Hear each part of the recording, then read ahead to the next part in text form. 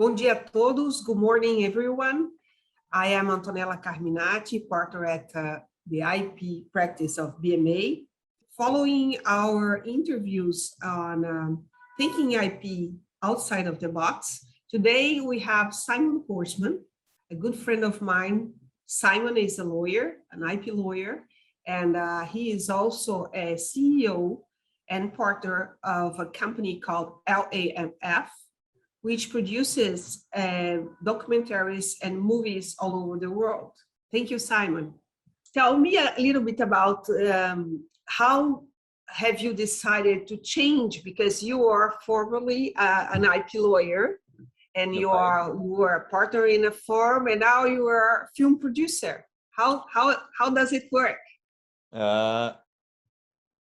I shouldn't probably be saying this to a bunch of lawyers, but you know, there was a time in my career when I felt like I'd had enough.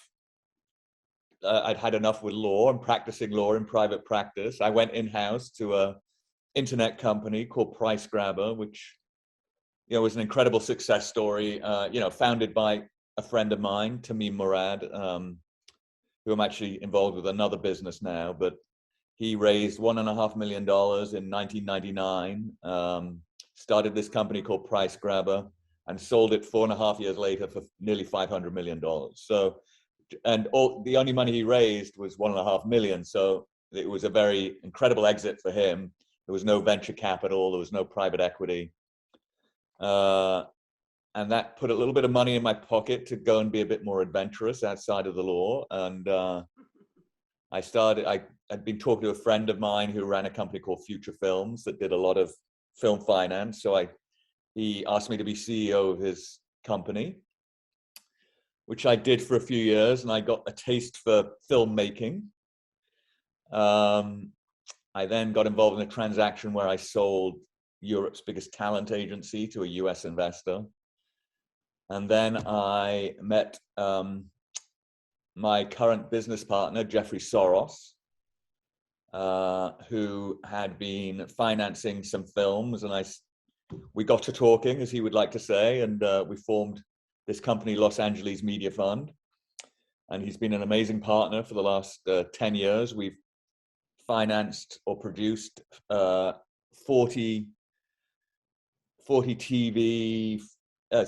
TV, or stage productions. We've done 40 so far. We have many more in development or pre-production. Small films, big films, a Broadway show. I won a Tony Award in 2019 for co-producing Oklahoma on Broadway.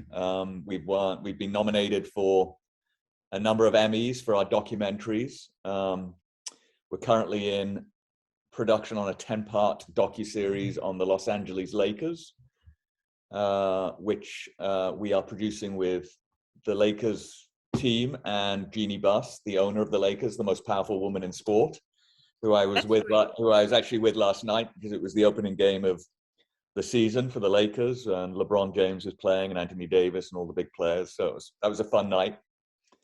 We're also going to be doing the same with the Yankees, although we haven't done a press release on that yet. So it's fine to run that on your website, but we haven't announced it yet.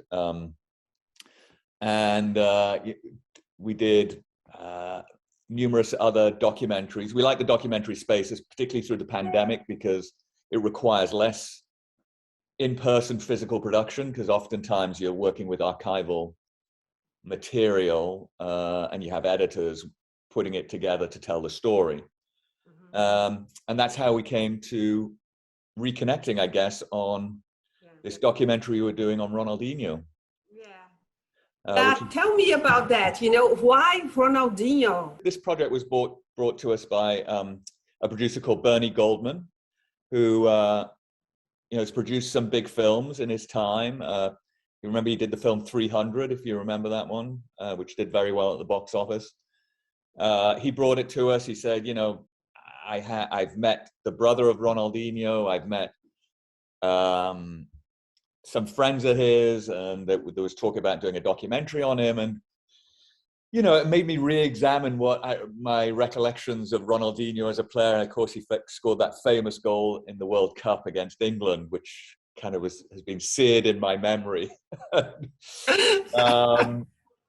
And look, 2 years later, here we are. It's been a lot of fun doing the documentary. I think we've made a brilliant film, frankly, even if I say so myself, about Ronnie and you know, growing up in Porto Alegre, his father dying when he was 8 years old, which was a tragic time in his life. His brother, who was actually a very accomplished footballer in his own right, played for Brazil, Roberto Assis. But he had a career-ending injury, and then, you know, all eyes turned to the kid in the family, Ronaldinho, to see if they could take the family, you know, not out of poverty, but they were a very humble background. They worked very hard, but clearly Ronaldinho's career then took off, and, you know, became where his place in football, his legacy in football. I'd say, you know, obviously one of the greatest players of all time, certainly one of the most inventive players in all time, certainly one of the most fun athletes to watch play his or her sport ever. And I think we've captured that in the film.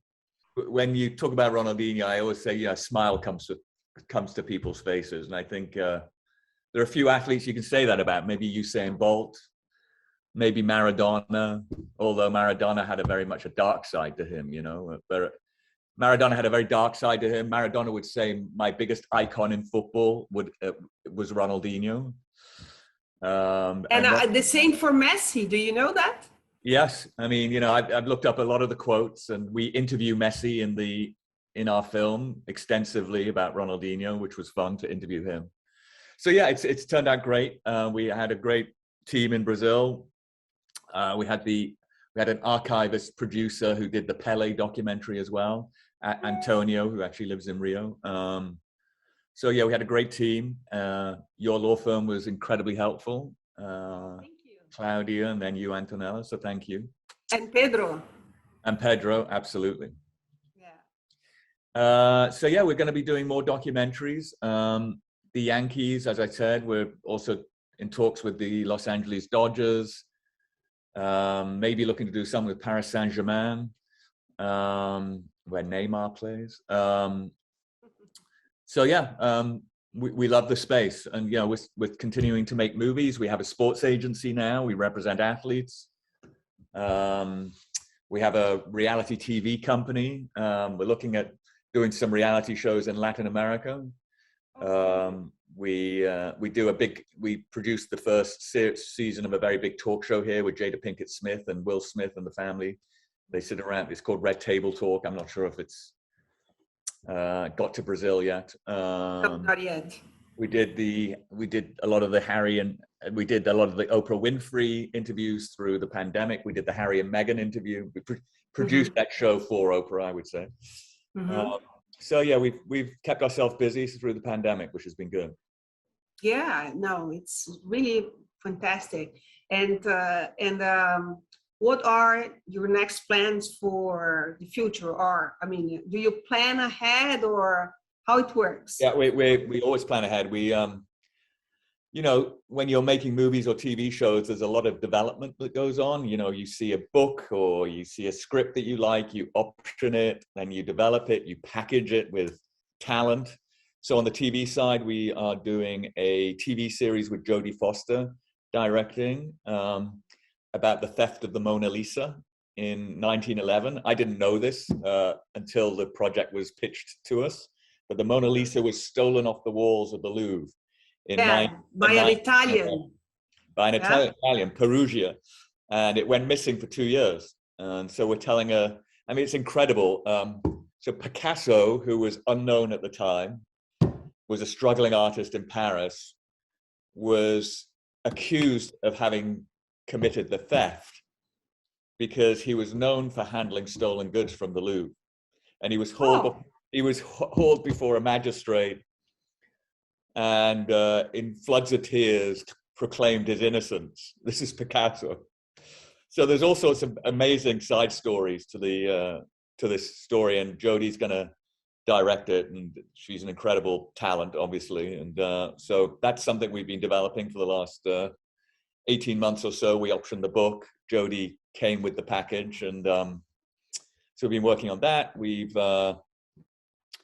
We're doing a film based on a New York Times best-selling book called The Short and Tragic Life of Robert Peace, which is about a kid from East Orange, New Jersey, African-American, growing up in the projects, basically. But he's an incredibly gifted kid, goes to this school in East Orange called St. Benedict's, where he gets an incredible education, actually, and he wins a scholarship to Yale to read physics and biology, and he excels in Yale, but he's also the biggest pot dealer on campus, and it's kind of this tragic story about what it means to escape where you're from, and he unfortunately goes back to where he's from, and he's murdered in a drug deal at the end. But it's an incredibly heartbreaking tale of, you know, systems, and can you ever escape from, you know, the systems you were brought up in and have to operate in. And it's going to be great. Yeah. So we have Chiwetel Ejiofor, British actor, director, directing that. Antoine Fuqua is producing it with us. Antoine is directing our Lakers docuseries. Another film we're doing next year, which we're about to announce, we haven't announced it yet, is called Magazine Dreams, which is going to star Jonathan Majors, who's a incredible African-American actor. I think is going to be the next Denzel, basically. And he plays a bodybuilder trying to get his pro card, but he starts to kind of, he starts to unhinge, and so it's a bit like The Wrestler meets The Joker meets, you know, it's about a guy who just starts to unhinge and come apart, and but he's obsessed about bodybuilding. So it's called Magazine Dreams. I think it's going to be great. Simon, when was the last time you came to Brazil? The last time I was in Brazil must be about, God, could it be 20 years ago? Has it been that long? 15 years ago, 20 years ago? And I believe I was with you, and and I came for pleasure, not business, as I remember. It wasn't for the Business Software Alliance, or maybe partially. Yeah, I think it was, yeah. And was it around about Carnival? Was that the last time? Yes, I think so. And then, yeah. And you made me go to Carnival on my own. I remember that. Nobody would come with me. So I went on my own. And I had a good time. And I think we went to Angra dos Reis. Did I pronounce it? Yes, yes. And I was invited out on a big boat. This is how I remember the story. Maybe. Yeah. Do you remember? I don't know if the most fantastic scenery I haven't seen in my life, when we were going back from one of the small islands to our hotel, and I don't know if you remember that the sky was orange, red, and the sea too. Yeah, it was amazing. I remember specifically, was it you I was with, or was it with Andre D'Almeida? But anyway, I was on this big boat. I jumped from the big boat onto the speed boat to take me to shore. I slipped off the back. I'd had a couple of however I say that. And my hand went down, and I remember hearing a crack, and I had to go to the hospital, and they put my hand in a cast, and I came back to the villa we were staying in, and there was a dinner party, and I was feeling very sorry for myself. My hand was in a cast, and they said, "Well, forget about your hand." On the way back, they sank the boat, so the boat went down. The guy who was driving the big boat hit a rock, and apparently the boat went. And I wasn't there for that. I just broke my hand. It was just like an incredible story. That's great. Thank you very much, and I hope to see you soon. I would love that, Antonella. Come to Cartagena for Christmas.